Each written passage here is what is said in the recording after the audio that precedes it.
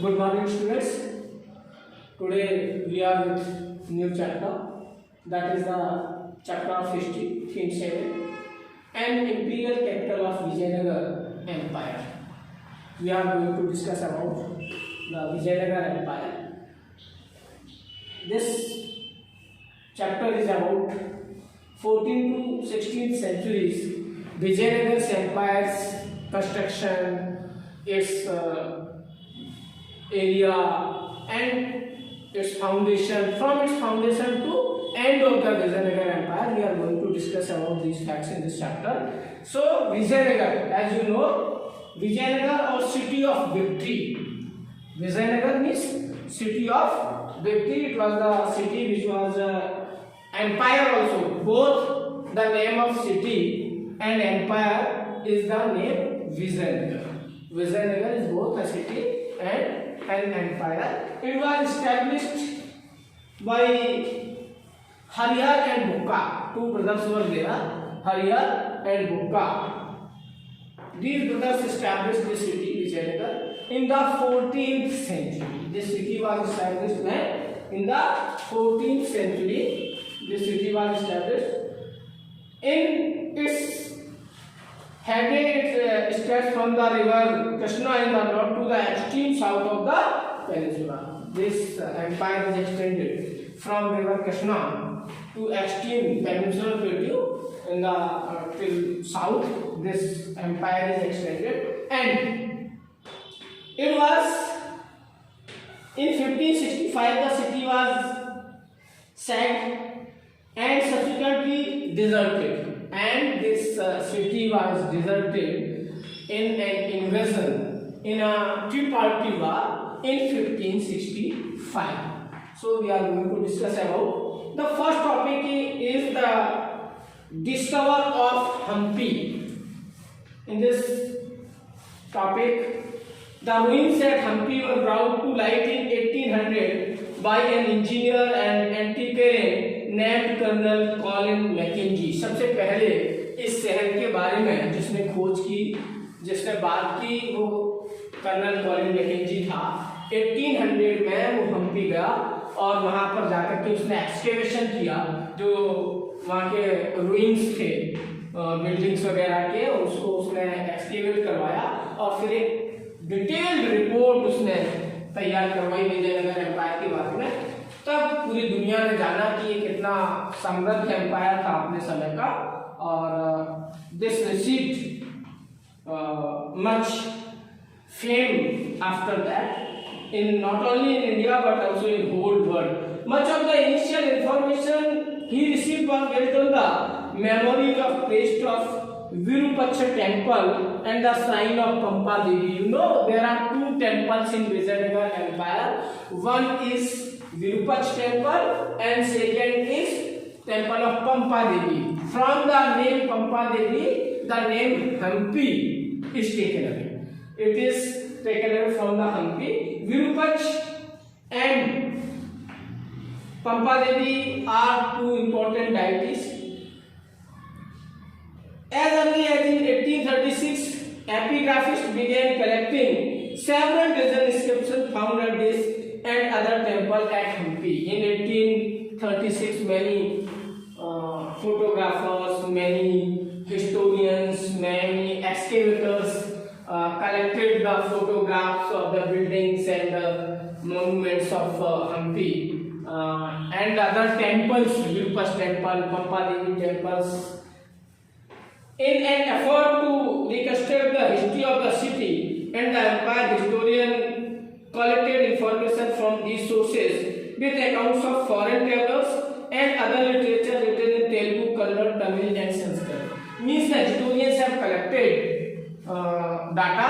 Historians इतिहासकारों ने जो डाटा कलेक्ट किया है वो लोकल लैंग्वेज में, तमिल में, तेलुगु में, कन्नड़ में, साउथ इंडिया की जो लैंग्वेज है, दक्षिण भारत की जो भाषाएं हैं उनमें लिखा गया, उनसे इसका कलेक्शन किया गया है. और कुछ और लिटरेरी सोर्सेस भी अवेलेबल है, साथ में वहाँ की बिल्डिंग्स, मॉन्यूमेंट्स, जो रूइंस अवेलेबल है उनसे भी इसका कलेक्शन किया गया है. इस तरीके से हमको इन सबकी जानकारी मिलती है. सेकेंड टॉपिक है Rayas and Nayakas and sultans. Vijayanagara empire का एक जो कंस्ट्रक्शन है, एक जो हायरार्की है, सोशल हायरार्की है, वहां 3 कैटेगरीज होती थी, राय, नायक एंड सुल्तान। सुल्तान या emperor head of the kingdom होता था, और राय और नायक उसके अंडर में काम करने वाले लोग होते थे, आर्मी के लोग और एडमिनिस्ट्रेशन के लोग, ये मिलकर के विजयनगर एम्पायर का एडमिनिस्ट्रेशन चलाते थे।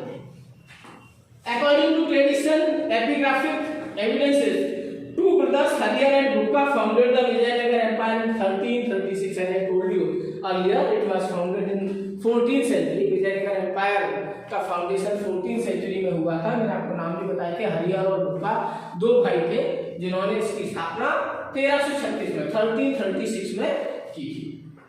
The empire included within its fluctuating frontiers peoples who spoke different languages and followed different religious traditions. और विजयनगर एम्पायर में जो लोग रहते थे वो अलग अलग भाषा, संस्कृति, सभ्यता, डिफरेंट लैंग्वेज, कल्चर, ट्रेडिशन को फॉलो करने वाले लोग थे। Its area was very vast, इसका एरिया बहुत विस्तृत था, विशाल था, बड़ा एरिया था। On the northern frontier the Vijayanagara kings competed with contemporary rulers including the sultans of Deccan, the Gajpati rulers of Odisha for the control of the fertile river valleys and the resources generated by lucrative overseas trade। और Vijayanagar empire को हमेशा किसी न किसी पड़ोसी राज्य से युद्ध लड़ना ही होता था, हमेशा, है ना। इनका किसी न किसी से विरोध चलता रहता था। डेक्कन में जो दक्कन का सुल्तान था, गजपति रूलर उड़ीसा का, उनके साथ इनका कॉन्फ्लिक्ट रहता था। इसके अलावा और भी जो कंटेम्परेरी शासक थे उनके साथ इनका चलता रहता था। फर्टाइल वैली को लेकर के, जो रिवर वैली थी वहाँ जो फर्टाइल लैंड था उस पर पड़ोसी शासक भी कंट्रोल करना चाहते थे। और विजयनगर एम्पायर की तो अहमदनगर, बीजापुर, गोलकुंडा, ये ऐसे पड़ोसी शासक थे, ऐसे पड़ोसी साम्राज्य थे जिनसे विजयनगर का हमेशा किसी न किसी बात को लेकर के डिस्प्यूट रहता था, कॉन्फ्लिक्ट रहता था और इनके युद्ध होते रहते थे। इसलिए विजयनगर को एक्सटेंड करना, उसके एम्पायर को स्ट्रॉन्ग बनाना, एस्टेब्लिश करना एक बड़ा कठिन काम था, लेकिन फिर भी यहाँ का एडमिनिस्ट्रेशन ऐसा था कि इन्होंने सबको किया। The rulers of Vijayanagar borrowed concepts and building techniques which they then developed further. At the same time, interaction between these states led to sharing of ideas. हालांकि कॉन्फ्लिक्ट्स भी होता था इनके बीच में, लेकिन ये एक दूसरे के आइडियाज को भी शेयर करते थे। किसी ने कोई टेम्पल बनवाया तो उसी स्टाइल का टेम्पल ये दूसरा साम्राज्य भी अपने यहाँ बनाता था। तो इसी तरीके से इन्होंने अपने मॉन्यूमेंट्स का डेवलपमेंट किया, बड़े बड़े टेम्पल्स बनाए, बिल्डिंग्स बनाई, एक दूसरे को देख करके एक दूसरे के आर्किटेक्चर को इन्होंने फॉलो किया, एक दूसरे की स्थापत्य कला को फॉलो किया, भवन निर्माण कला को फॉलो किया, और इस तरीके से इन्होंने वहां पर बहुत सारी बिल्डिंग्स बनाई, एम्पायर को बहुत डेवलप किया। The rulers of Vijayanagara borrowed concepts then they develop further, और उसको और ज्यादा डेवलप करने का काम किया दूसरे राज्यों से लेने के साथ साथ। Some of the areas that were incorporated with in the empire had witnessed the development of powerful states such as those of Cholas in Tamil Nadu and Hoysalas in Karnataka. इसके अलावा और भी जो पास के जो एम्पायर थे, जैसे चोल शासक थे तमिलनाडु के और होयसल थे कर्नाटका के, रूलिंग एलिट्स थे ये उस समय के। In these areas had extended patterns to elaborate temples such as Brihadeshwara temple in Thanjavur, Chenkeshwar temple at Belur. The rulers of Vijayanagar who called themselves as well as sea literally to new heights called them Rayas। मतलब Vijayanagar emperor के empire के जो emperors थे, जो शासक थे, जो administrator थे, जो रूलर थे, वो अपने आप को रायवास बोलते थे, रायास बोलते थे, और इनके अंदर में नायक जो होते थे वो मिलिट्री को मेंटेन करते थे और इस तरीके से अपना एडमिनिस्ट्रेशन चलाते थे वहां पर, और ये मिल करके एक नई हाइट्स पर लेकर के विजयनगर एम्पायर को। नेक्स्ट पॉइंट है kings and traders 2.1 as warfare during these times depended upon effective cavalry the import of these from Arab and Central Asia was very important for rival kingdoms. उस जमाने में युद्ध बहुत होते थे, इसलिए हॉर्सेस की जरूरत होती थी, आर्मी की जरूरत होती थी। कैवलरी के लिए जो हॉर्सेस आते थे वो अरब कंट्रीज से आते थे, इसलिए हॉर्स ट्रेडिंग वहां बहुत ज्यादा होती थी। अरब व्यापारी बहुत आते थे विजयनगर एम्पायर में और उनसे ये लोग जो है हॉर्सेस वगैरह खरीदा करते थे सेंट्रल एशिया से, अरब कंट्रीज से लेकर के अपनी आर्मी को मजबूत करते थे। Local communities of merchants known as kudirai chettis और horse merchants also participated in these exchange. और ये घोड़े खरीदने और बेचने का काम जो करते थे वो लोकल ट्रेडर्स होते थे, कुदिराई चेत्तीस बोला जाता था इनको, वो भी इस ट्रेड में इन्वॉल्व होते थे। वो अरब ट्रेडर्स से खरीद करके और रूलर्स को जो है प्रोवाइड कराते थे।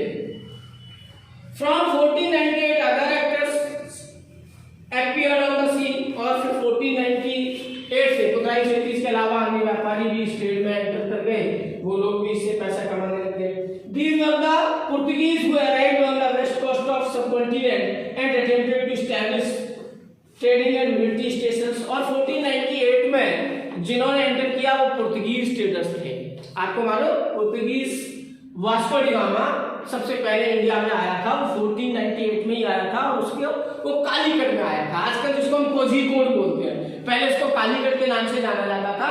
वहां आया और उसने देखा कि यहाँ पर बड़ा अच्छा ट्रेड का अवसर है, मौका है, वो ट्रेडिंग करके यहाँ से काफी पैसा कमा सकता है, तो पुर्तगीज यहीं ठहर गए। उन्होंने यहाँ आकर के अपने ऑफिस बना लिए, मिलिट्री रख ली, अपने ट्रेडिंग सेंटर्स डेवलप कर लिए और वो आकर के यहाँ पर अपना ट्रेड करने लगे। तो इस तरीके से यूरोपियन की एंट्री हो गई इंडियन ट्रेड में। इंडिया में सबसे पहले अगर कोई यूरोपियन एंटर हुआ तो वो पुर्तगीज ही थे और वो वास्को डी गामा के साथ ही 1498 में इंडिया में आए थे और विजयनगर एम्पायर से उन्होंने अपनी ट्रेडिंग की शुरुआत की। In fact, Vijayanagar was also noted for its markets dealing the spices, textile and precious stones। और यहाँ पर सिर्फ हॉर्सेस का ट्रेड नहीं होता था कैवलरी के लिए, साउथ इंडिया में विजयनगर स्पाइसेस के लिए भी फेमस था, ये टेक्सटाइल के लिए भी फेमस था, स्टोन्स के लिए भी फेमस था। तो बहुत सारे जो है ट्रेडर्स इसका, यूरोपियन तो मोस्टली इसी का ट्रेड करते थे। यूरोपियन यहाँ से स्पाइसेस लेकर के जाते थे और सेल करते थे यूरोप में ले जाकर के अलग अलग कंट्रीज पर, जिससे वो पैसा कमाते थे। इंडियन टेक्सटाइल बहुत फेमस था एंशिएंट टाइम से, इंडिया का कॉटन बहुत अच्छा होता है, तो यहाँ पर जो ट्रेडर्स आते थे वो यहाँ से कॉटन लेकर के जाते थे या मैन्युफैक्चर क्लॉथ या टेक्सटाइल लेकर के जाते थे और यूरोप में जाकर के सेल करते थे। इससे उनको काफी पैसा गेन होता था, काफी मुनाफा कमा लेते थे इस बिजनेस से। Trade was often regarded as status symbol for such cities. और इसमें जितने भी शहर थे विजयनगर एम्पायर के, उसमें ट्रेड जो था वो स्टेटस सिंबल था, which boasted of wealthy population that demanded high value exotic goods। और यहाँ की पॉपुलेशन जो थी ट्रेड की वजह से बहुत वेल्दी थी और वो भी एक्सोटिक गुड्स यूज करते थे, यानी कि यूरोप से आने वाले सामान को वो भी यूरोपियन ट्रेडर से परचेज करते थे और उसको सेल करते थे मार्केट में या खुद उसको कंज्यूम करते थे। यानी कि पैसे वाले लोग थे, specially precious stones and jewellery, तो प्रीशियस स्टोन्स और ज्वेलरी वगैरह यूरोप से खरीद करके और उसको दिया करते थे। यानी कि पब्लिक जो थी वो रिच पैसे वाले लोग थे और ट्रेड का यहाँ बहुत अवसर था, बहुत मौका था, लोग अच्छा ट्रेड कर लेते थे। The revenue derived from trade in turn contributed significantly to the prosperity of the state. और स्टेट की प्रॉस्पेरिटी का सबसे बड़ा रीजन यही था क्योंकि रेवेन्यू बहुत मिलता था ट्रेड से, टैक्स जो आता था उससे विजयनगर एम्पायर काफी रिच एम्पायर हो गया था और इसी वजह से यहाँ इतने ज्यादा टेम्पल्स के कंस्ट्रक्शन हुए, बिल्डिंग्स के कंस्ट्रक्शन हुए, गोपुरम बना, महानवमी डिब्बा बनाई, ऐसी बिल्डिंग्स थी जो आज भी देख करके लोग आश्चर्यचकित हो जाते हैं कि इतना अच्छा कंस्ट्रक्शन विजयनगर एम्पायर में कैसे हो पाया। ये एक बड़ा आश्चर्य है आज की दुनिया के लिए भी। नेक्स्ट टॉपिक है the apogee and decline of the empire. किस तरीके से एम्पायर डेवलप हुआ और फिर बाद में डिक्लाइन भी हो गया, इस एम्पायर का पतन हो गया धीरे धीरे। वो क्या हुआ कि with in the polity claimants to power included members of the ruling lineage as well as military commanders। Actually था क्या कि जो रूलिंग लाइनेज थी यानी कि राजवंश जो होता था, डायनेस्टिक सक्सेशन तो होता ही था, साथ में जो नायक होते थे विजयनगर एम्पायर में नायक का बड़ा इंपॉर्टेंट रोल होता था। सभी नायक जो होते थे वो वैरियर्स होते थे, बहादुर होते थे और वो खुद अपनी सेनाएं रखते थे। राजा उनको एक बड़ा एरिया देता था जिसमें वो कल्टीवेशन करते थे, प्रोडक्शन करते थे और उससे जो इनकम होती थी वो उनके पास रहती थी और उस इनकम से वो अपना एम्पायर चलाया करते थे। और राय क्या करते थे कि नायक क्या करते थे, उनको सेना उपलब्ध करवाते थे। जब कभी कोई युद्ध होता था तो सारे नायक जो विजयनगर एम्पायर के अंदर में होते थे, जिनको राज्य जो है जमीन उपलब्ध करवाता था, जिनको प्रॉपर्टी उपलब्ध करवाता था, वो सभी नायक अपनी सेनाएं लेकर के राजा की सेवा में युद्ध के समय पर हाजिर होते थे और उन्हीं सेनाओं से विजयनगर का साम्राज्य चलता था और वो जाकर के किसी से भी युद्ध लड़ते थे और इसी तरीके से पूरा मेंटेनेंस चलता था। तो नायक जो होते थे वो कभी कभी ये भी चाहते थे कि वो खुद कंट्रोल कर ले या आजाद हो जाए। देखिए क्या होता है, हमेशा से ये एक सत्य है कि कभी कभी नहीं, हमेशा ही जो छोटे राजा होते हैं या जो राजा के अंडर में जो लोग होते हैं, कोई दीवान होता है, कोई नायक होता है, मिलिट्री कमांडर होता है, चीफ होता है, जनरल होता है, वो मोस्टली खुद राजा बनने का प्रयास करते हैं। तो विजयनगर एम्पायर की ये भी एक खासियत थी कि नायकों के अंडर में मिलिट्री होती थी। जो भी राजा कमजोर होता था वो इसको हटा करके खुद राजा बनने का प्रयास करते रहते थे। तो विजयनगर एम्पायर में नायक हमेशा ऐसा करते रहते थे। जब तक शासक मजबूत रहे, जब तक शासक शक्तिशाली रहे तो नायक उनके अंदर में रहे, उनको हेल्प करते रहे, उनको आर्मी सर्विस प्रोवाइड कराते रहे। लेकिन जैसे ही कोई राजा कमजोर हुआ तो बहुत सारे नायकों ने अपने आप को आजाद कर लिया। वो खुद इंडिपेंडेंट रूलर बन गए। जो प्रॉपर्टी उनको दी गई, जो एरिया उनको दिया गया कि इस पर उनको जो है अपना प्रोडक्शन करना है, एग्रीकल्चर लैंड पर उसको मेंटेन करना है अपनी आर्मी वगैरह को, लेकिन उन्होंने देखा कि हमारा राजा कमजोर है तो उसकी बात ही नहीं मानते थे। वो खुद अपने आप को इंडिपेंडेंट किंग घोषित कर देते थे, छोटा मोटा राजा घोषित कर देते थे। तो ये भी विजयनगर एम्पायर का एक समस्या था। नेक्स्ट टॉपिक है the first dynasty known as the Sangama dynasty exercise control till 1485। पहली जो डायनेस्टी थी विजयनगर एम्पायर की वो संगम डायनेस्टी थी जिसका शासन 1485 तक चला। उसके बाद there were supplemented by the Suluvas, फिर सुलवा आ गया। मिलिट्री कमांडर्स थे वो रिमेन द पावर टिल 1503। ये सुल जो थे मिलिट्री कमांडर्स थे, उन्होंने सत्ता हथियारी और 1503 तक इन्होंने फिर विजयनगर में शासन किया 1485 से लेकर के। When they were repeated by the Tuluvas, और फिर उनको हरा करके तुल शासकों की सत्ता आ गई विजयनगर एम्पायर पर, तो फिर तुल डायनेस्टी आ गई। तुल के बाद कृष्णदेव राय जो था वो तुल डायनेस्टी का ही शासक था, जो विजयनगर एम्पायर का सबसे इंपॉर्टेंट शासक, सबसे बहादुर शासक, सबसे ज्यादा मजबूत शासक, सबसे ज्यादा फेमस शासक अगर विजयनगर एम्पायर में कोई माना जाता है तो वो कृष्णदेव राय को माना जाता है। वो तुल डायनेस्टी का ही शासक था।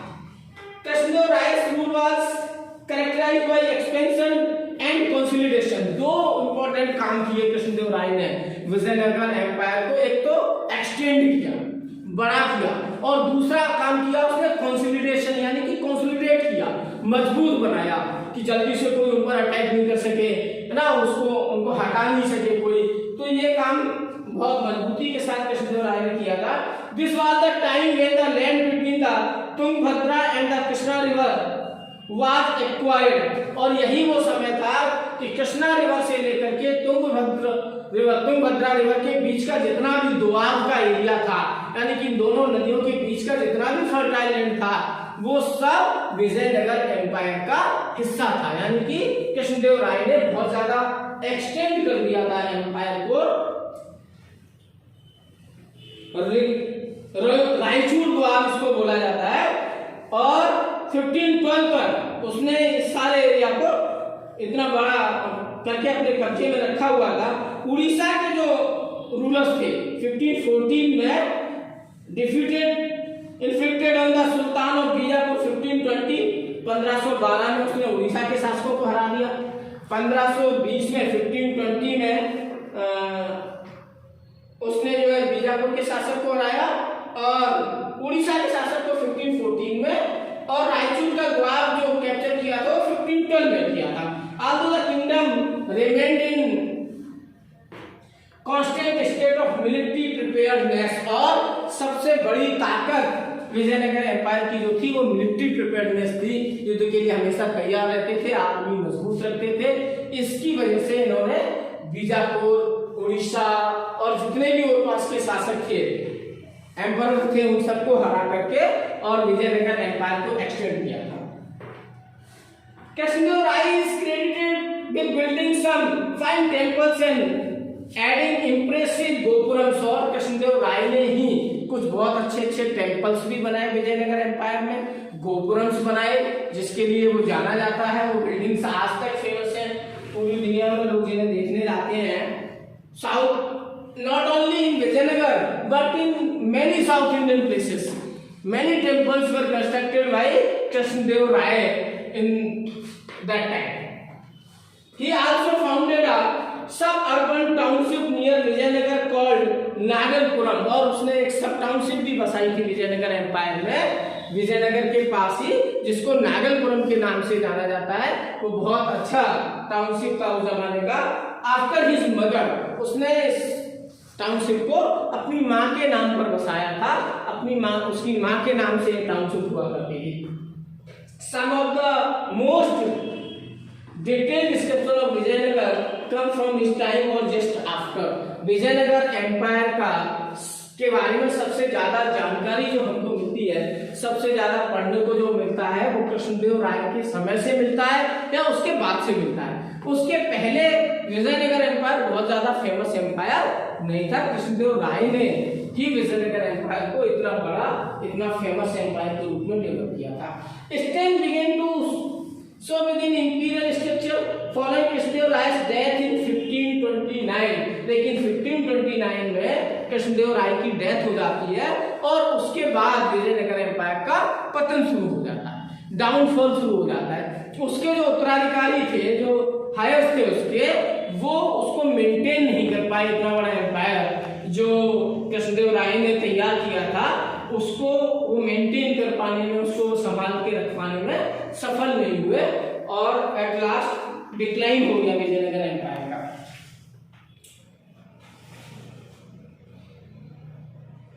By 1542, control at the center had shifted to another ruling lineage, that of the Arvidu, which remained in power till the end of the 17th century। और 1542 के बाद, कृष्णदेव राय की डेथ के बाद जो सत्ता है वो अरविडू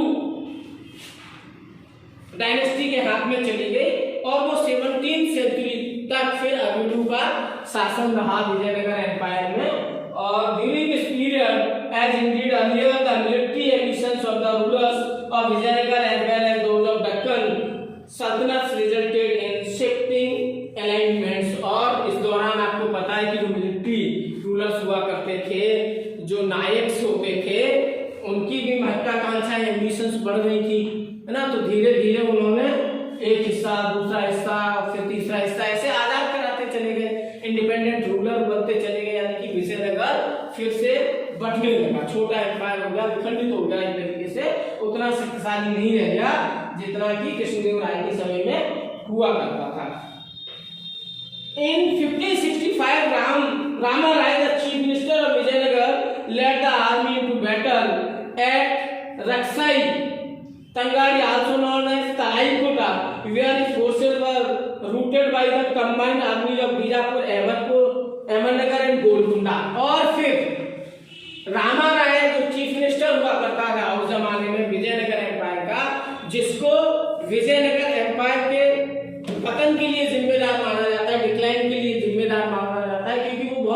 पॉलिसी वाला आदमी था, वो लड़ाया करता था, बीजापुर को, गोलकुंडा को, उड़ीसा को आपस में लड़ा दिया और खुद मजे लेता रहता था। एट लास्ट हुआ क्या, जो लोग ऐसा ज्यादा करते ना उनके साथ ही गेम हो जाता था। इन तीनों ने मिलकर के अहमदनगर, बीजापुर और गोलकुंडा के शासकों ने मिलकर के बाद में विजयनगर पर हमला कर दिया और विजयनगर को नष्ट कर दिया। वहीं से विजयनगर एम्पायर जो है डिक्लाइन में चला गया, बुरी तरीके से हालत खराब हो गई। His forces were routed by the combined armies. The victorious army sacked the city of Vijayanagar. जो आर्मी जीती उसने विजयनगर सिटी को ही समाप्त कर दिया, नष्ट भ्रष्ट कर दिया, वहां की बिल्डिंगें गिरा दी, रुइन कर दिया, खंडर कर दिया पूरे शहर को। The city was largely abandoned in a few years। और फिर कुछ ही वर्षों में विजयनगर शहर का अस्तित्व समाप्त हो गया, वहां की बिल्डिंगें सब टूट गई और सब खंडर हो गया। वहां पर एक तरीके से राज्य जो इतने वर्षों से चला आ रहा था 1336 में जिसकी स्थापना हुई थी, वो एक तरीके से खंडर हो गया।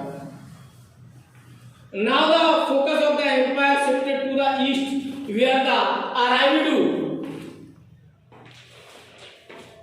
dynasty ruled from Penukonda and later from Chandragiri. फिर बाद में विजयनगर की जगह अराविडू जो डायनेस्टी थी उसने पेनुकोंडा से शासन चलाया, फिर चंद्रगिरी से शासन चलाया, यानी कि विजयनगर उनका कैपिटल नहीं रह गया क्योंकि विजयनगर शहर उस युग में 1565 में नष्ट हो गया। तो बाद में एम्पायर तो रहा, अराविडू वंश ने चलाया 17वीं सेंचुरी तक, लेकिन दूसरी जगहों से चलाया, पेनुकोंडा से चलाया, चंद्रगिरी से चलाया, ना दूसरी जगहों से चलाया। विजयनगर समाप्त हो चुका था तब तक। Although the armies of the sultans were responsible for the destruction of the city of Vijayanagar, relations between the sultan and the Raj were not always or inevitably hostile। हालांकि विजयनगर एम्पायर का जो डिक्लाइन हुआ था, जो पतन हुआ था, वो अहमदनगर, बीजापुर और गोलकुंडा के शासकों की सेनाओं ने किया था, लेकिन विजयनगर एम्पायर के पतन का एक दूसरा जो बड़ा कारण था वो था एम्बिशन ऑफ नायकास, नायकों की महत्वाकांक्षा, जो हमेशा से अपने आप को शासक के रूप में देखना चाहते थे। जब भी मौका मिलता था, जिस नायक को भी मौका मिलता था, उसने देखा कि ये शासक कमजोर है तो वो कुछ ना कुछ हिस्सा जो है कोई ना कोई नायक लेकर के अपने कब्जे में कर लेता था और वो अपने आप को इंडिपेंडेंट रूलर घोषित कर देता था, अपने आप को शासक घोषित कर देता था। इस तरीके से विजयनगर एम्पायर जो है बढ़ता रहा, डिक्लाइन होता रहा। तो दो कारण रहे, एक तो ट्रिपार्टी स्ट्रगल और दूसरा जो रीजन रहा विजयनगर के डिक्लाइन का वो था नायकाज का एम्बिशंस, उनका कब्जा करना प्रॉपर्टीज पर।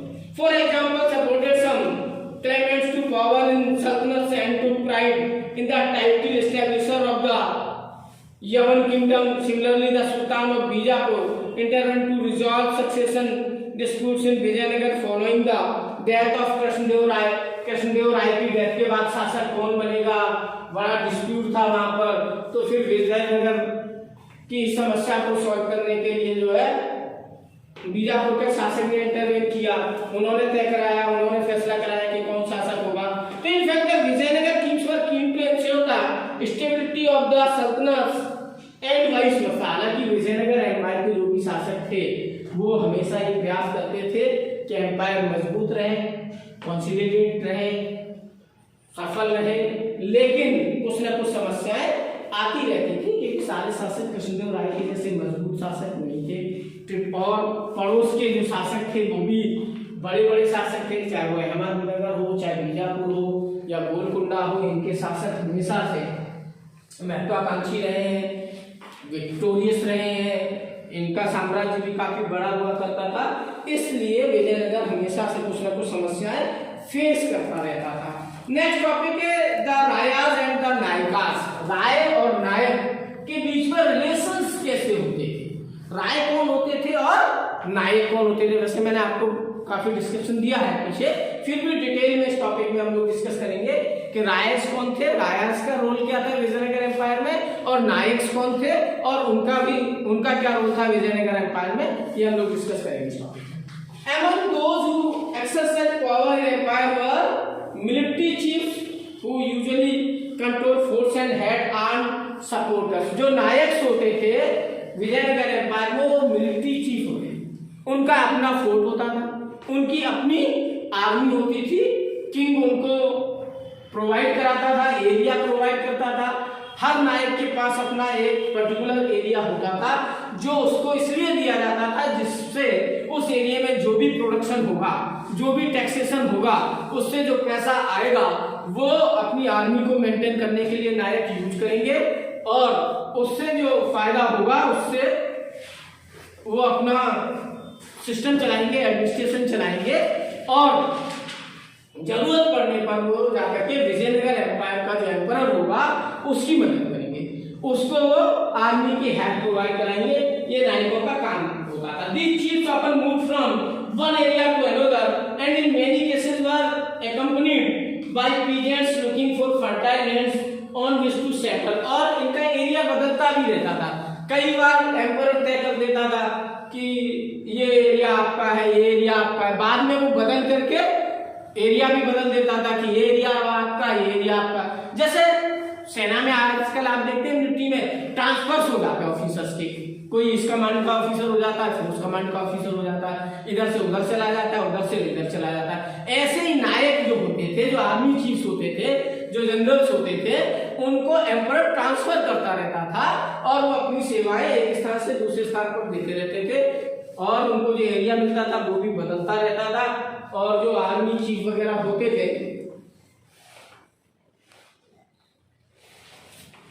तो उनका जो साथ जो लोग दिए जाते थे वो भी कई बार जब एरिया उनका बदलता था तो उनके साथ ही चले जाते थे ताकि फर्टाइल लैंड जो उनको मिलेगा उसमें किस तरीके से वो खेती वगैरह कर पाएंगे, इस तरीके का काम वो करें और प्रोडक्शन करें, उनकी हेल्प करें। इसलिए कुछ लोग उनके साथ चलते थे। और As you know, Rayas were the rulers, Rayas शासक होते थे and Nayakas मिलिट्री चीफ्स होते थे। नायक जो होते थे वो मिलिट्री चीफ होते थे।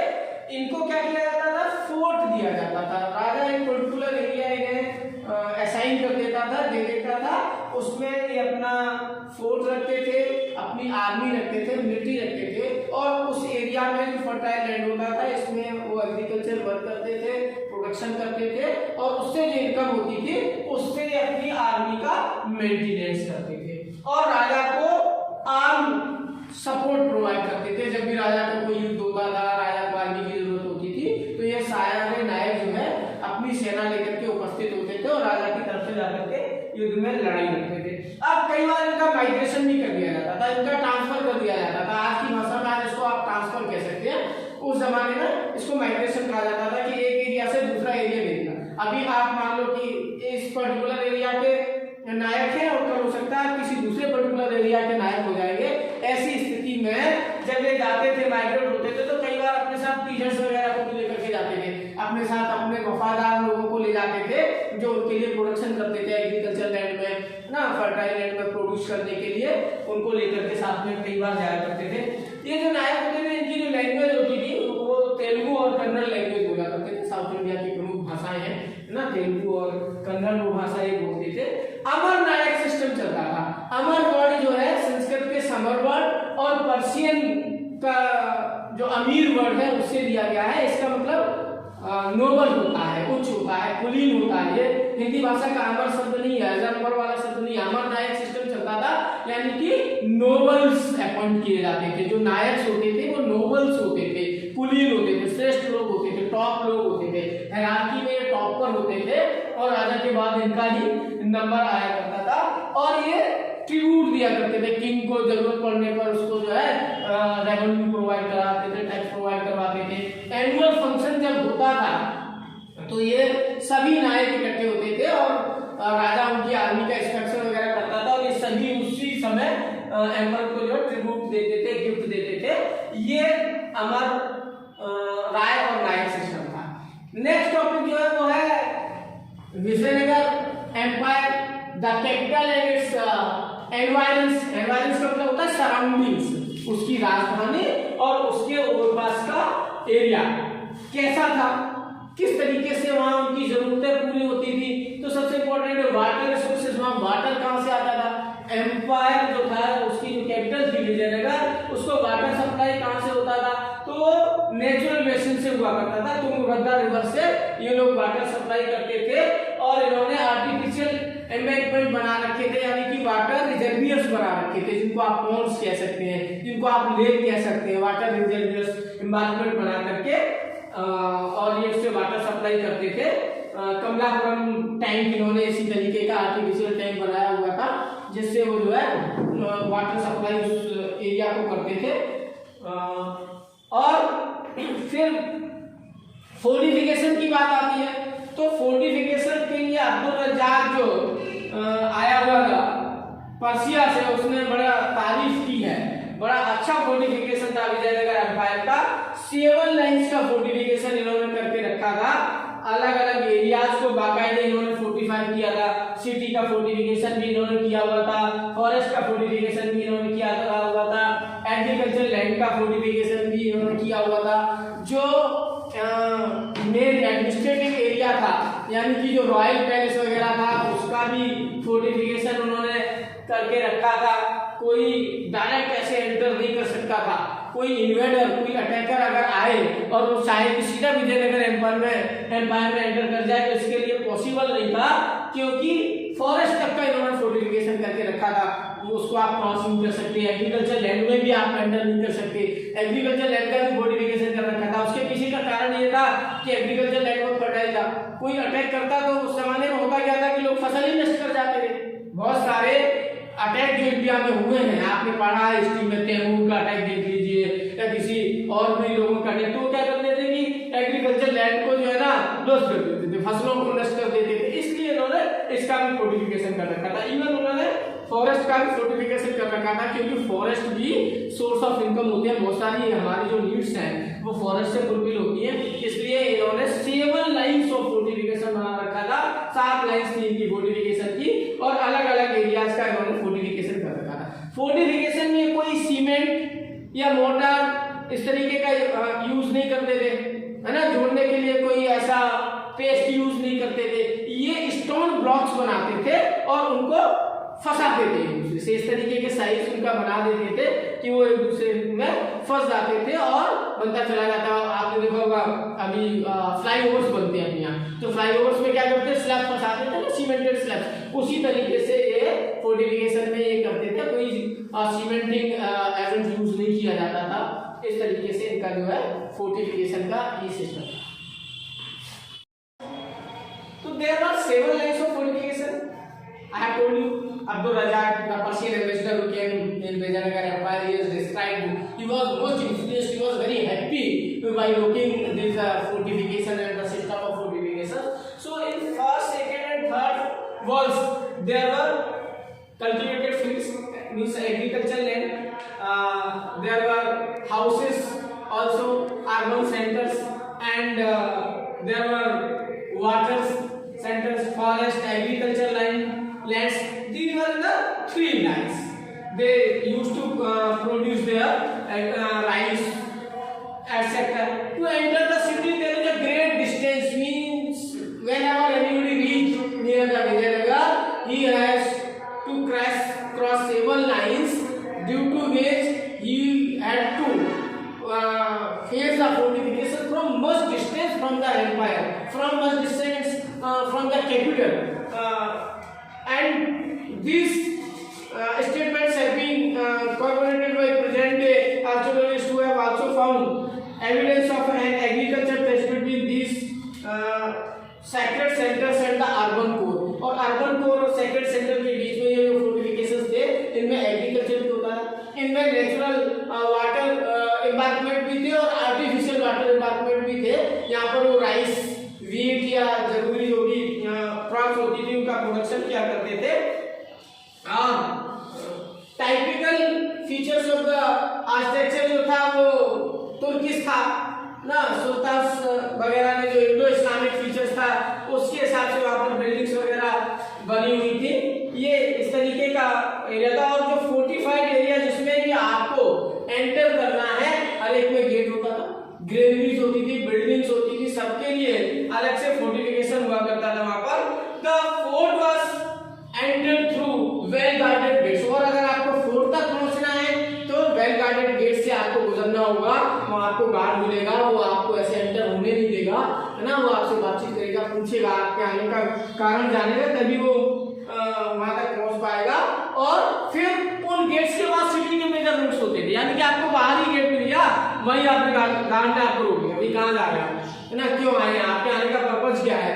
उस गेट से जब आप एंटर कर जाएंगे तो आपको रोड्स मिलेंगे, और वो रोड्स आपको सिटी के डिफरेंट एरियाज में पहुंचाएंगे। कोई रॉयल पैलेस की तरफ जाएगा, कोई मार्केट की तरफ जाएगा, कोई बस्ती सेटलमेंट की तरफ जाएगा, इस तरीके से अलग अलग रोड्स वहां पर हुआ करते थे। The arch of the gateway leading to the fortified settlement at the dome over are regarded as typical feature of the architecture introduced by the Turkish sultans। और जो डोम होता था गेट के ऊपर, जो आर्किटेक्चर बना होता था, वो वही तुर्किश इंडो इस्लामिक उस आर्ट स्टाइल का होता था। Archaeologist have studied roads with in the city and those leading out from it. Roads के बारे में भी बड़ा डिस्क्रिप्शन आर्कियोलॉजिस्ट ने दिया है कि सिटी के अंदर कौन से रोड जाते हैं, कौन सा रोड किधर जाता है। Road generally would around through the valley avoiding Rocky terrain, मतलब वैलीज की तरफ रोड्स जाते हैं, यानी कि जहाँ पर फर्टाइल एरिया है वहां तक रोड से कनेक्ट होता है, लेकिन जो रॉकी टेरेन है उधर रोड्स नहीं है, उसको अवॉइड कर दिया जाता है, उसके लिए कोई रोड बनाए हुए नहीं है उन्होंने। Some of the most important roads extended from temple gateways and line by bazaar. और इंपॉर्टेंट रोड्स जो है, टेंपल गेटवेज के लिए रोड्स हैं, बाजार के लिए रोड्स हैं, यानी कि जितने भी अलग अलग एरियाज थे, टेंपल्स का एरिया अलग था, बाजार का एरिया अलग था, सेटलमेंट का एरिया अलग था, एग्रीकल्चर का और रिवर वैली का एरिया अलग था, सब रोड से कनेक्टेड थे, सबके लिए अलग अलग रोड जाते थे। केवल जो रॉकी टेरेन था उसके लिए रोड्स नहीं होते। द अर्बन कोर, अब सिटी जो मेन शहर की जो व्यवस्था होती थी, moving around the roads leading to the urban core, इन्हीं रोड से करके आप अर्बन कोर में पहुंच सकते हैं, यानी कि आज जिसको आप सिटी सेंटर बोलते हैं। बहुत सारे शहरों में आपने देखा होगा सिटी सेंटर है ये, यानी कि जो मेन प्लेस है, शहरों के अंग्रेजों ने जो बनाए थे, सिविल लाइंस जिसको अंग्रेज कहा करते थे, उस तरीके का अर्बन कोर विजयनगर एम्पायर में भी होता था। There is relatively little archaeological evidence of the house of ordinary people. Urban core में और गेटवेज में या आर्कियोलॉजिकल स्टाइल्स, टेंपल्स स्टाइल तो हमको जानने को मिलता है, लेकिन जो कॉमन पीपल कहाँ रहते थे उनके बारे में हिस्टोरियन से बहुत ज्यादा नहीं लिखा है, उनके बारे में बहुत ज्यादा डिस्क्राइब नहीं किया है कि कॉमन पीपल के हाउसेस कैसे होते थे। आर्कियोलॉजिस्ट ने found the Chinese porcelain in some areas. Chinese porcelain भी विजयनगर एम्पायर में कुछ एरियाज में मिलता है, यानी कि चाइना के एनिमल से यूज होते थे, या इससे आप ये कह सकते हैं कि चाइना के साथ भी विजयनगर एम्पायर का ट्रेड होता था। Including the north eastern corner of the urban core suggest that these areas may have been occupied by rich traders। और जो साउथ ईस्टर्न एरिया था जो अर्बन कोर का, यहाँ रिच ट्रेडर्स रहते थे, बड़े बड़े व्यापारी रहते थे, जो पुर्तगीज के साथ में या अदर यूरोपियन के साथ में या अरब के साथ में या चाइनीज के साथ में ट्रेड किया करते थे ना। और this was also the Muslim residential quarter, यहाँ पर मुस्लिम्स के भी रेजिडेंशियल क्वार्टर्स होते थे, क्योंकि वो उस जमाने में भारत से हमारा ट्रेड हुआ करता था। टॉम्स और मॉस्क्यूज भी है, ये है डिस्ट्रक्टिव फंक्शंस, टॉम्स बने हुए हैं, मॉस्क्यूज बने हुए हैं, जहाँ पर वो अपना पूजा पाठ वगैरह कर सकते थे, अलग अलग फंक्शंस के लिए बिल्डिंग बनी हुई है। और yet their architecture resembles that of mandaps, found the temple, और हम्पी मंडप वगैरह जो बने हुए हैं, है ना, टेम्पल वगैरह जो बने हुए हैं, उनका भी आर्किटेक्चर जो है ना वो बहुत अच्छा है, बहुत स्पेशल है। This is how the 16th century Portuguese travels Barbosa describe the houses of ordinary people which have not survived. Barbosa ने तो ऑर्डिनरी पीपल के हाउसेस के बारे में भी बताया है, लेकिन उसने कहा कि वो सर्वाइव नहीं करते हैं। The other houses of the people are thatched, यानी कि जो कॉमन पीपल का हाउस होते थे वो थैज्ड होते थे, यानी कि घास फूस से बने हुए होते थे, झोपड़ी या छप्पर टाइप का हुआ करता था। But nonetheless well being and arrange according to occupation in long street with many open places. और ऑक्यूपेशन के हिसाब से अरेंज होते थे, ओपन प्लेसेस भी वहां पर होते थे, लेंस होती थी, स्ट्रीट्स होती थी। फील्ड सर्वे की अगर बात करें तो entire area was dotted with numerous shrines and small temples. अगर जगह पर श्राइन्स हुआ करते थे, श्राइन क्या होते हैं, जहाँ पर बाहर के लोग आकर के ठहरा करते थे, है ना, या टेम्पल्स भी होते थे बीच बीच में, जहाँ पर पूजा पाठ करते थे। Pointing to the prevalence of variety of cults perhaps supported by different communities, और अलग अलग कम्युनिटीज के हिसाब से होते थे। भाई होता क्या है, कोई वैष्णव है, कोई शैव है ना, कोई किसी और धर्म को मानता है, उसके हिसाब से उनकी रिलीजियस बिल्डिंग्स बनाई जाती थी, मॉस्क्स होते थे, टॉम्स होते थे, टेम्पल्स भी डिफरेंट टाइप्स के होते थे अकॉर्डिंग टू कम्युनिटी, जो जिसको फॉलो करता था उसका उसी के हिसाब से बनाया जाता था। The survey also indicate that wells, rainwater tanks as well as temple tanks may have served as sources of water to the ordinary town dwellers, और जो कॉमन पीपल होते थे, ऑर्डिनरी जो टाउन dwellers होते थे, उनके लिए जो वाटर सप्लाई होती थी वो रेन वाटर टैंक से होती थी, यानी कि रेन वाटर हार्वेस्टिंग भी विजयनगर एम्पायर में हुआ करती थी। इस बात की भी हमारे पास प्रूफ है। टेम्पल टैंक्स हुआ करते थे, है ना, इन सब से जो है ऑर्डिनरी टाउन dwellers को वाटर सप्लाई की जाती थी। Location south western part, royal centre जो था वो सिटी के साउथ वेस्टर्न पार्ट में था, और इसमें जो जो कंस्ट्रक्शंस थे उसमें टेम्पल्स, मोर देन 60 टेम्पल्स यहाँ पे, और रॉयल सेंटर भी था। पैट्रोनेज किंग जितने भी टेम्पल्स थे वो किंग ने कंस्ट्रक्ट कराए थे, किंग्स उनको पैट्रोनेज भी करते थे, राजा उनके संरक्षक हुआ करते थे। देखिए आज के समय में जनता का इंपॉर्टेंस नहीं है राजाओं के लिए, उस जमाने में भी हुआ करता था। राजा तभी प्रसिद्ध होता था, तभी फेमस होता था जब जनता उसको पसंद करती थी। इसलिए जनता की अगर मंदिरों में आस्था होती थी तो राजा मंदिर बनवाते भी थे और उनका संरक्षण भी करते थे। उसके पीछे का पर्पज यही होता था ताकि पब्लिक उसको अच्छा राजा माने, उसको पसंद करे, और हर राजा यही चाहता है। रॉयल पैलेस भी होता था वहाँ, इसमें 30 से ज्यादा बिल्डिंग्स होती थी, अलग अलग रिचुअल्स उनके होते थे। इसमें किंग का पैलेस होता था, ऑडियंस हॉल होता था, महानवमी डिब्बा भी इसका ही हिस्सा होता था। जो ऑडियंस हॉल होता था वो लकड़ी का बना हुआ होता था ना, बड़ा इंप्रेसिव प्लेटफॉर्म पर इसको बनाया जाता था, और हाई प्लेटफॉर्म पर जो है ना पिलर्स लकड़ी के बना करके बहुत क्लोज इंटरवल्स में रखे जाते थे, और इसका कंस्ट्रक्शन किया गया था हमारे। महानवमी डिब्बा जो था ये one of the highest buildings था सिटी में, शहर में जो सबसे ऊंची बिल्डिंग थी उनमें से ये भी एक था। इसका बेस जो था 11,000 स्क्वायर फीट था, यानी कि 11,000 स्क्वायर फीट एरिया में इसका कंस्ट्रक्शन था, और ये सीधे फ्लैट लैंड पर नहीं था, 40 फीट की हाइट पर इसको ले जाकर के बनाया गया था, यानी कि 40 फीट ऊंचा और 11,000 स्क्वायर फीट का लंबा एरिया कवर करके इसका कंस्ट्रक्शन किया गया था। महानवमी डिब्बा का यूज फॉर नवरात्रि सेलिब्रेशन, इसका उपयोग नाम से ही जैसे समझ में आ रहा है, महानवमी, महानवमी जानते हैं आप, नवरात्रि, नौ देवियों का त्योहार हिंदुस्तान में अलग अलग जगहों पर अलग अलग नाम से मनाते हैं। हमारे यहाँ नवमी की कहा जाता है, इसको महानवमी कहा जाता है, दक्षिण भारत में भी रही, बंगाल में इसको दुर्गा पूजा कहा जाता है, 10वें दिन जो त्योहार होता है वो दशहरा होता है। तो नवरात्रि सेलिब्रेशन के लिए इस महानवमी डिब्बा का यूज किया जाता था। इसका बड़ा सिंबॉलिक इंपॉर्टेंस भी है महानवमी डिब्बा का। यहाँ पर जो है हर साल एनुअल सेलिब्रेशन भी होता था, लास्ट दिन यानी कि 10वें दिन, दशहरा वाले दिन जो है सभी नायक अपनी आर्मी को लेकर के यहाँ इकट्ठा होते थे, और राजा उनका इंस्पेक्शन करता था, और उस दिन ये नायक राजा को गिफ्ट भी किया करते थे। इसके साथ ही साथ वहां पर जो है जब ये लोग आते थे तो नाचते गाते हुए आते थे, हॉर्सेस को सजा करके लाते थे, बफेलोज का और हॉर्सेस का सेक्रीफाइस भी करते थे, यानी कि उनकी बलि चढ़ाई जाती थी, है ना, प्रोसेशन निकाला जाता था, लोग डांस वगैरह करते थे, और एलिफेंट्स, चैरियट, सोल्जर सब आते थे और अपना अपना प्रेजेंटेशन देते थे, और राजा उस प्रेजेंटेशन का इंस्पेक्शन करता था। ये इनका एनुअल फंक्शन होता था। महानवमी डिब्बा जो है that states today the centre of this elaborate ritual, आज भी महानवमी डिब्बा जो है इस पूरे रिचुअल का सेंटर हुआ करता था, वहीं पर ये सब होता था, एनुअल इंस्पेक्शन होता था। Adequate elaborate procession of armed men, women and large number of animals, मतलब women, men, animals सबका प्रोसेशन निकलता था, और सब यहीं पर आकर के लास्ट में इकट्ठे होते थे। Like some of other structures in the Royal Center, it remains an enigma, मतलब और भी जितने भी रॉयल सेंटर में एक से एक बिल्डिंगें थी, उनमें से ये भी एक बहुत इंपॉर्टेंट बिल्डिंग थी, और एनुअल सेलिब्रेशन के लिए इसका सबसे ज्यादा यूज होता था, और नवरात्रि का सेलिब्रेशन के लिए भी इसका यूज होता था। Other buildings in the royal centre, other buildings की अगर बात करें तो मोस्ट ब्यूटीफुल लोटस महल था। लोटस महल जो था ना, हिस्टोरियन के पॉइंट ऑफ व्यू से काउंसिल चैम्बर था, जैसे आज के हमारा पार्लियामेंट होता है, स्टेट असेंबली होता है, ऐसे ही वो किंग का काउंसिल था।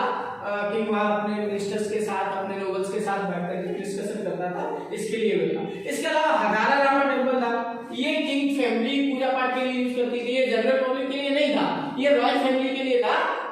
King emperor and his family and relatives can use this temple. Scene from Ramayana, Hazara Rama temple इसका नाम क्यों है? क्योंकि हजारों सीन जो है ना रामायण के इसमें दिए गए हुए, रामायण के सारे सीनों को यहाँ पर डिपिक्ट किया गया, तो ये भी एक इम्पोर्टेंट वो था। और सेक्रेट सेंटर्स में और क्या क्या आता था, तो कैपिटल की बात कर ले। कैपिटल जो था ना वो बाली और सुग्रीव की जो राजधानी हुआ करती थी, वहां के जो पहाड़ थे उन्हीं वही ये स्थान है। और कैपिटल जो है वो तुंगभद्रा रिवर के किनारे है, फर्टाइल डेल्टा है, राजा कहीं भी राज्य बसाता था तो हमेशा नदियों के किनारे बसाता था, और हिस्टोरिकल इंपॉर्टेंस की जगह पर बसाता था, है ना। तो फर्टाइल लैंड होता था, तुंगभद्रा रिवर वैली थी ये, और दूसरा वो बाली का जिसको किष्किंधा रामायण में कहा जाता है, बाली और सुग्रीव की जो कैपिटल हुआ करती थी वहां पर ये है। और लोकल ट्रेडिशन के हिसाब से ये मंकी किंगडम भी था, और पल्लवाज, चालुक्याज, हॉयसल्स, चोलाज, इन सब ने यहाँ पर शासन किया।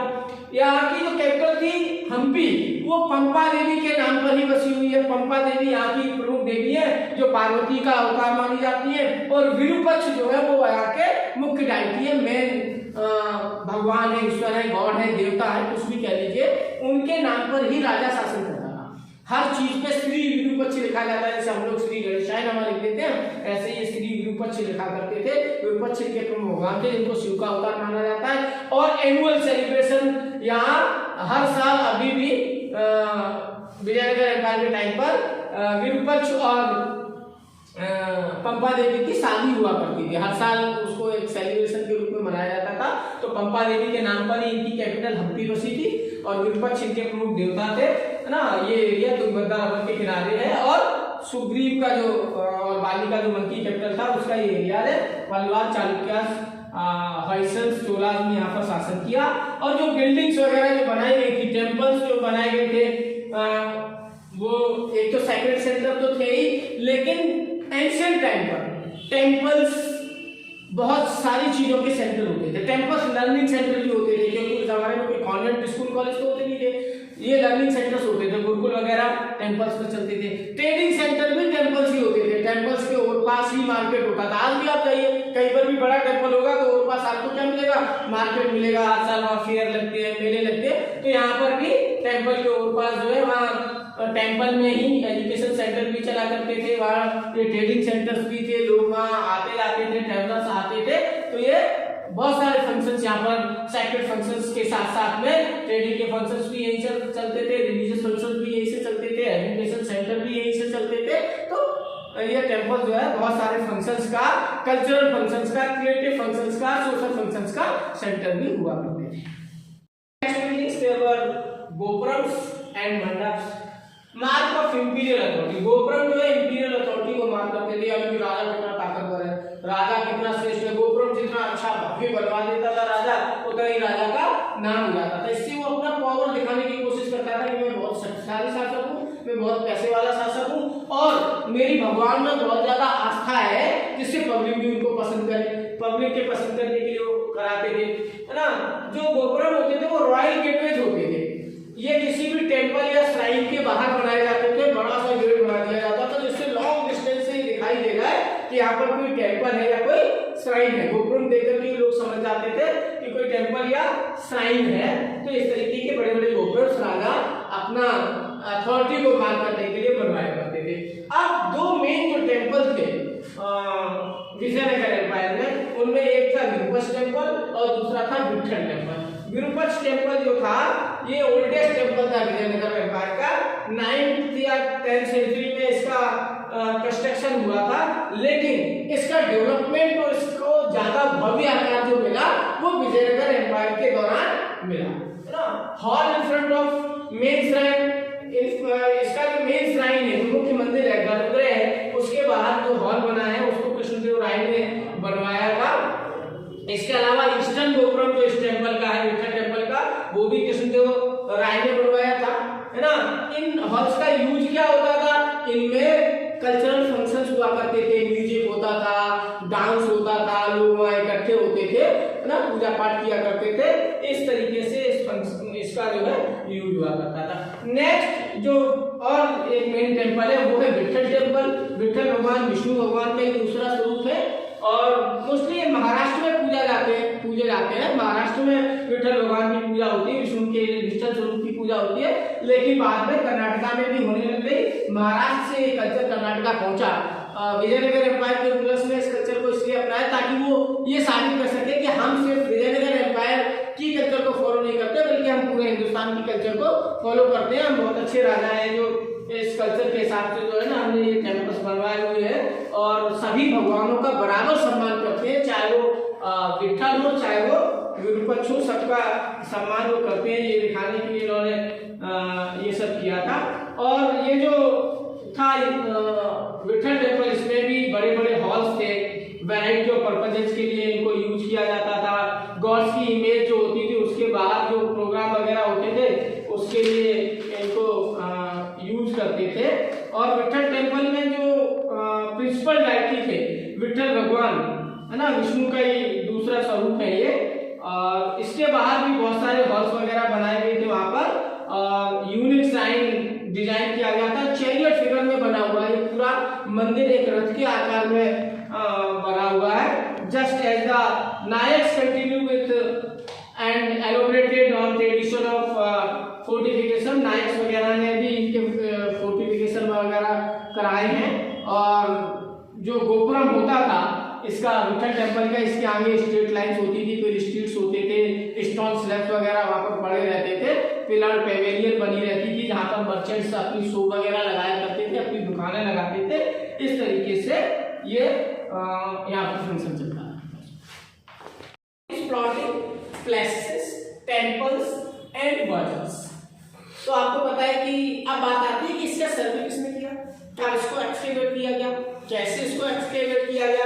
इस पर अगर हम बात करें तो इसका इनिशियल सर्वे जो है वो कर्नल कॉलेज मैकेंजी ने किया था। ASI archaeological survey of India का व्यक्ति था वो। और 20वीं सेंचुरी में इस साइट को फिर और ज्यादा प्रिजर्वेंस मिला।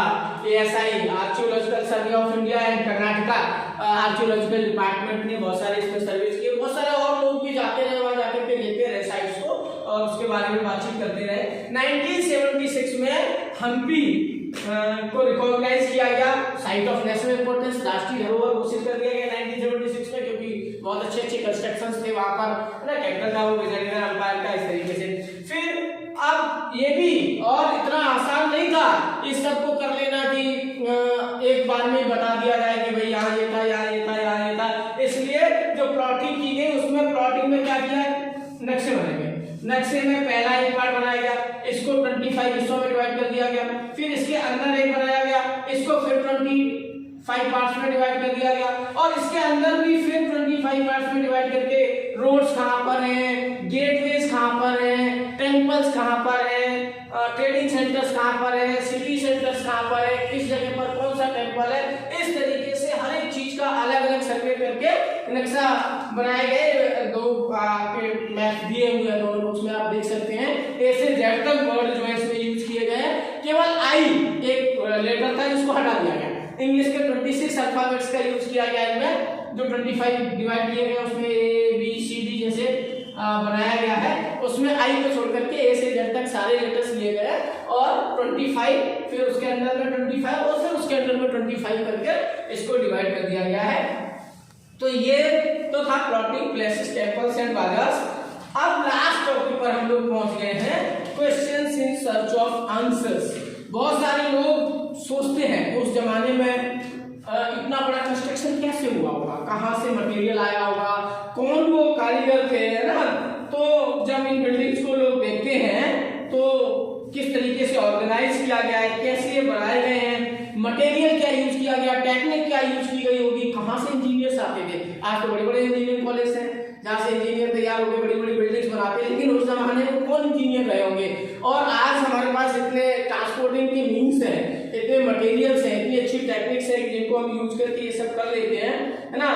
लेकिन उस जमाने में कैसे होता है, डिफेंस रिक्वायरमेंट्स कैसे पूरी होती होंगी, मिलिट्री के लोग कहाँ से आते होंगे, कैसे उनको भर्ती किया जाता होगा, फोर्टिफिकेशन कैसे हुआ होगा, बिल्डिंग्स बनाई गई तो कैसे बनाई गई, इतना कल्चरल इन्फ्लुएंस लोगों के अंदर कैसे हुआ, है ना। They convey ideas with the buildings और their patterns wish to project, और इन बिल्डिंग से ये आइडिया भी मिलता है कि इनके पैटर्न किस तरीके से काम करना चाहते थे, कौन कौन सी बिल्डिंग्स बनाना चाहते थे, ये सब इसका हिस्सा है। Combine information from other sources like literature, inscriptions, popular traditions, literature से, इंस्क्रिप्शन से और पॉपुलर ट्रेडिशन से क्वेश्चंस के आंसर हमको मिलते हैं।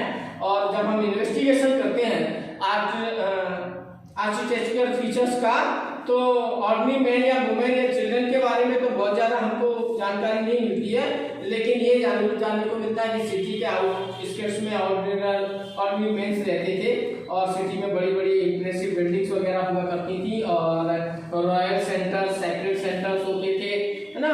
Would they highly pass to structures और would they pass to see, जो भी जाता है तो क्या ऐसे ही निकल जाता होगा वहां से, या वहां रुक करके उन बिल्डिंग्स को देखता होगा, रॉयल सेंटर्स को, कॉमन पीपल को देखने की इजाजत होती थी कि नहीं होती थी, कॉमन पीपल उन बड़े बड़े टेम्पल्स में किस तरीके से एंटर करते थे, उनका रोल क्या होता था ना। कंस्ट्रक्शन प्रोजेक्ट कैसे, कंस्ट्रक्शन प्रोजेक्ट चलते कैसे थे उस जमाने में, enterprises to which they had contributed their labour कहां से आते थे, कंस्ट्रक्शन करने वाले लोग कहां से आते थे, इंजीनियर्स कहां से आते थे, ये भी मेन चीज है। While rulers took all important decisions about the buildings to be constructed, जो भी बिल्डिंग्स बनाई जाती थी, बड़ी बड़ी बिल्डिंग्स, उनको बनाने का डिसीजन तो रूलर लेते थे, लेकिन साइड पर जो मटेरियल आता था वो कौन सा, कहां से आता था, कैसे उसको यूज किया जाता था, कौन लेकर के आता था, स्पेशलाइज नॉलेज रखने वाले लोग जिनकी रिक्वायरमेंट होती थी इतने बड़े बड़े एंटरप्राइजेस बनाने के लिए, वो कहां से आते थे। Who Drew up the plans for the buildings, इनके प्लान कौन बनाता था, कौन नक्शे बनाता था, इतना बड़ा प्लानिंग करता कौन था। When did the masons, stone cutters, sculptures, who did the actual building come from, where they captured during war from neighboring regions, जो स्टोन कटर होते थे, जो बिल्डिंग बनाने वाले लोग होते थे, वो आते कहां से थे, क्या युद्ध में उनको पकड़ के ले आया जाता था बाहर कहीं से, या उनको खरीद के लाया जाता था, या उनको is completed, only sources are remaining, so we are going to discuss all the sources one by one. Source one is about Colin Mackenzie.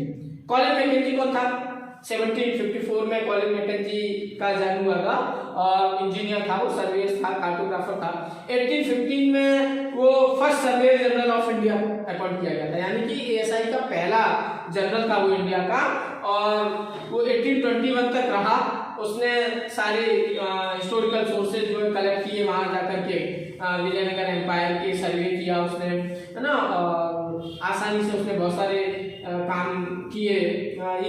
It struggled long under the miseries of the bad management before the South came under the beginning influence of the British government. British government के influence में जब Vijayanagar empire आया तो शुरुआत में वहाँ का management अच्छा नहीं था, ईस्ट इंडिया कंपनी ने बहुत ज़्यादा ध्यान नहीं दिया। लेकिन जब कॉलिन मैकेंजी आया तो उसने ठीक से उसका सर्वे कराया, ट्राइब नेटिव पीपल्स को उसने अपने साथ में लिया और इस तरीके से अपने प्रोजेक्ट को कंप्लीट किया। मैकेंजी के जो असिस्टेंट्स थे वो कॉपी वगैरह बनाया करते थे, और जो थॉमस हीके था 1825 में उसने लिखा है, उसने collection of royal Asiatic society और ब्रिटेन और आयरलैंड को सोर्सेज प्रोवाइड करवाए हैं कि कैसे वहाँ पर सर्वे वगैरह हुआ। मैकेंजी लेफ्ट इन हिज प्यूम किस्तानजी होल्डिंग टेलीस्कोप, अपने साथ एक प्यूम लेकर के जाता था, वो टेलीस्कोप होल्ड करता था और उससे जो है वो सारी रिकॉर्डिंग्स वगैरह किया करता था। सोर्स नंबर 2 है किंग्स एंड ट्रेडर्स। किंग कौन होता था, ट्रेडर्स कौन होते थे। तो किंग कृष्णदेव राय जो 1509 से 1529 तक वहाँ का किंग था, मोस्ट फेमस रूलर था विजयनगर एम्पायर का। उसने बहुत सारे क्राफ्ट वर्क करवाए वहाँ पर तेलुगु में, उसको जो है ना अमुक्तिमालया के नाम से जाना जाता है। और a king should improve the harbours of his country and so increase its commerce that horses, elephants, precious gems, sandalwood, pearls and other articles are freely imported। मतलब राजा के बारे में लिखा गया है कि राजा को व्यापार को बढ़ाना चाहिए, इंपोर्ट कराना चाहिए, एक्सपोर्ट कराना चाहिए। किंग को जो एलिफेंट, हॉर्सेस जिम्मेदारी होती है, स्टॉर्म आता है, इलनेस होती है, तो उसमें जो है सुटेबल मैनर में उसको मैनेज करना चाहिए, मदद करनी चाहिए पब्लिक की। Make the merchants of distant foreign countries who got elephants and good horses be attached by yourself by providing them with daily audiences, और बाहर के व्यापारी वगैरह आते हैं उनको सुविधा और ट्रेडिंग की फैसिलिटीज उपलब्ध कराना चाहिए। Then those article were never go to your enemies, ताकि वो सामान जो आपको मिलना चाहिए आपके दुश्मन के पास नहीं जाए, नहीं तो वो आपसे ज़्यादा ताकतवर हो जाएगा, तो कैप्चर कर लेना ट्रेडिंग को, ये भी बड़ी बात होती थी। सोर्स नंबर 3, मेरे source number 176। Source 3, finding out a sprawling city. This is an excerpt from Domingo Pais description of Vijayanagar. Domingo Pais ने description दिया विजयनगर का, उसने उसको sprawling city बताया। The size of the city I do not write here. Size बोले मैं शहर का लिख नहीं सकता, because it cannot all be seen from any one spot, क्योंकि शहर इतना बड़ा है कि किसी एक जगह से उस पूरे शहर को देखा नहीं जा सकता। But I climbed a hill when I could see a great part of it. बोले मैं एक ऊंचे पहाड़ पर खड़ा हो गया जहाँ से मैं शहर का ज्यादातर हिस्सा देख सकता था, और वहां से मैंने देखा कि several range of hills हैं वहाँ पर। What I saw from these seemed to be a large as Rome. तो मुझे शहर उतना बड़ा दिखाई दिया जितना रोम, यानी कि वो विजयनगर की तुलना किससे कर रहा है, रोम से कर रहा है ना। और and very beautiful to the side, बहुत सुंदर है। There are many groves of trees within it in the gardens of the houses, gardens हैं, हाउसेस हैं, ट्रीज हैं यहाँ पर। Many countries of water is flow into the middle, water sources बहुत सारे हैं, इम्बार्कमेंट रिजर्वियर्स हैं, वाटर रिजर्वियर्स हैं। King has two palace palm grove and other is fruit bearing trees, बहुत सारे फ्रूट बियरिंग ट्रीज भी हैं। सोर्स नंबर 4 है हाउ टैंक्स वर बिल्ट, कैसे टैंक्स बनाए जाते हैं उस जमाने में। तो कृष्णदेव राय ने बहुत सारे टैंक्स बनाए थे। पाइस कहता है the king made a tank at the mouth of 2 hills, 2 हिलों के माउथ पर एक टैंक राजा ने बनाया कृष्णदेव राय ने, ताकि उन दोनों हिल्स का वाटर क्या हो सके, कलेक्ट हो सके वहां पर, इसलिए उसने बनवाया था। 3 वीक्स 15 किलोमीटर का वो टैंक था। Bye pipe which run along the lower parts of the range outside, मतलब 15 किलोमीटर पाइप डालकर के पानी लाया जाता था उसमें, और कलेक्ट किया जाता था इसका वाटर, और फिर उस शहर को सप्लाई किया जाता था 15 किलोमीटर तक। This water is brought from a lake which is itself overflow into a little river, और वो वहाँ एक लेक भी थी जो नदी का पानी उसमें आता था, वो ओवरफ्लो होने लगती थी, उस वाटर को शहर में सप्लाई किया जाता था। The tank is 3 large pillars handsomely carved with figures, 3 बड़े-बड़े पिलर्स होते थे टैंक में, बड़े अच्छे तरीके से उनकी कार्विंग की जाती थी, कलेक्ट किया जाता था उनको। Irrigate their gardens and their rice fields, इससे खेती और गार्डन्स में इरिगेशन होता था। और this tank the side king brought down a hill, और एक हिल को ब्रेक करके जो है ये टैंक बनाया गया था। बिटवीन 15 और 20,000 मेल लुकिंग लाइक आंट्स, मतलब 25-30 हजार लोग वहां से जो दिखाई दे रहे थे, वो सब चींटी जैसे दिखते थे जहाँ से वो देख रहा है सिटी को। Next source is 191।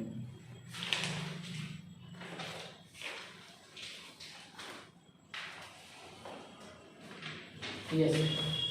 Source number 5, the बाजार।